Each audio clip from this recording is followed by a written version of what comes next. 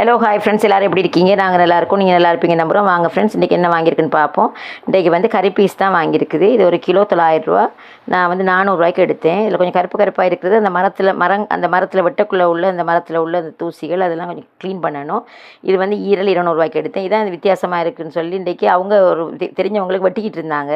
இப்போ எனக்கும் ஆசையாக இருந்துச்சு, வெட்டி தாங்கன்னு சொல்லி கேட்டேன். இது ரெண்டும் 300 ரூபா ஃப்ரெண்ட்ஸ், பரவாயில்லை, நல்ல சதையாக இருக்குது. இதுக்கு மேலே இன்னொரு துண்டு ஒன்று இருக்கும், அது கொஞ்சம் முள்ளாக இருக்கும். தேவைன்னா அதோடையே அப்படி கால் போர்ஷனை தருவாங்க.